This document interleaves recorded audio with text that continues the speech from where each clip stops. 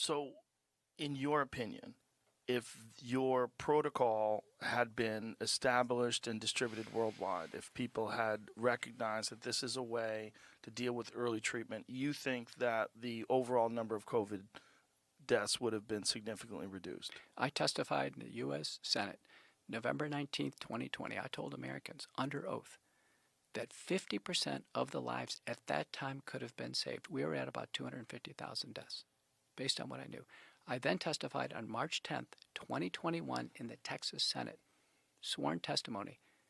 I upped that to 85% of the deaths could have been avoided. We know that because we carried out studies. We did one with Proctor here in Dallas-Fort Worth, where we demonstrated that even the early primordial protocols before the monoclonal antibodies, when we used drugs in combination, were associated with 85% reductions in hospitalizations and deaths compared to fair comparator groups. For death, we used the Tri-County Area and DFW averages age adjusted. And for hospitalization, we used the Cleveland Clinic calculator, which is a very precise estimate of the risk of hospitalization.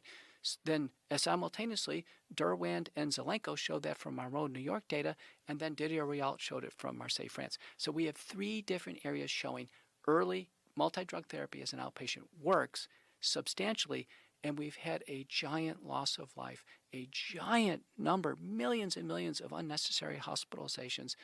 And it seemed to me, and I've told Tucker Carlson and many others, it seems to me early on there was an intentional, very comprehensive suppression of early treatment in order to promote fear, suffering, isolation, hospitalization, and death. And it seemed to be completely organized and intentional in order to create acceptance for and then promote mass vaccination.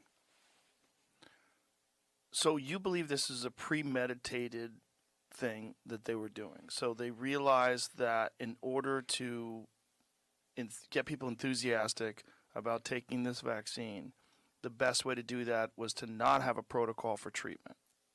It's not just my idea. Now it's completely laid out by the book by Dr. Pam Popper, the book recently published by Peter Breggin, COVID-19 and the Global Predators, We Are the Prey. I wrote one of the introductions. Dr. Leif Leet and Dr. Vladimir Lysenko wrote the other introductions. These books are basically nonfiction. They have 1,000 citations in the Breggin book showing how it was coordinated and planned. Now Bobby Kennedy has his book out, The Real Anthony Fauci. I'm the most mentioned physician in that book.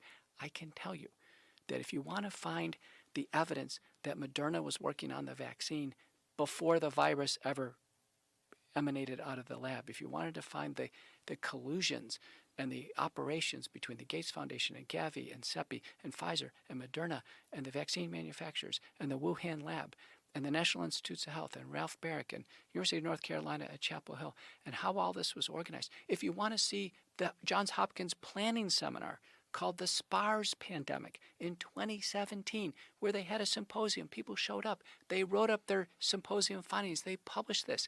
It says it's going to be a coronavirus. It's going to be related to MERS and SARS. It's going to come over here to the United States. It's going to shut down cities and frighten people. There's going to be confusion regarding a drug, hydroxychloroquine or ivermectin, and we're going to utilize all that in order to railroad the population into mass vaccination. It's laid out in the Johns Hopkins SPARS pandemic training seminar. The only thing they got wrong was the year. They said it was going to be 2025. Instead, it landed a few years early.